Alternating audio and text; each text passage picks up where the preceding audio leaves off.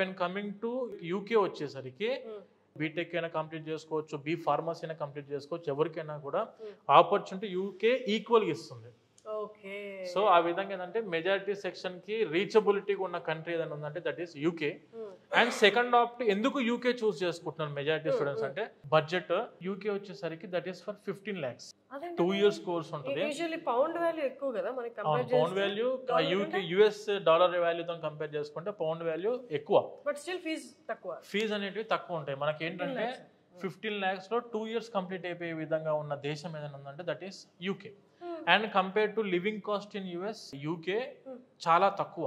US తో పోల్చుకుంటే living cost of living తక్కువ ఉంటుంది. అండ్ దానితో పాటు ఆపర్చునిటీస్ కూడా ఎక్కువ యూకేలో, వర్క్ ఆపర్చునిటీస్ కూడా ఎక్కువ.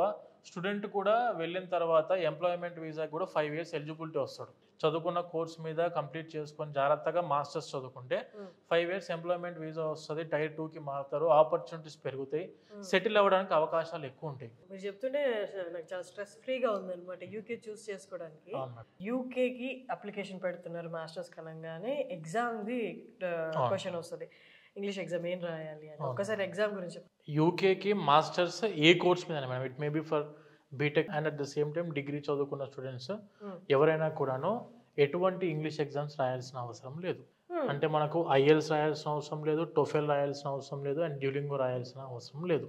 వాళ్ళ రిక్వైర్మెంట్స్ ఏంటివంటే 12th అంటే ఇంటర్మీడియట్ చదువుకునే టైంలో మనకు అందులో ఉన్న ఇంగ్లీష్ సబ్జెక్ట్ యొక్క స్కోరు 65% కంటే ఎబో ఉంటే సరిపోయిద్ది. And at the same time ఒకవేళ 65 కంటే బిలో ఉంది, కొన్ని యూనివర్సిటీస్ ఏం చేస్తున్నాయి అంటే మీడియం ఆఫ్ ఇన్స్ట్రక్షన్ ని కూడా యాక్సెప్ట్ చేస్తాయి.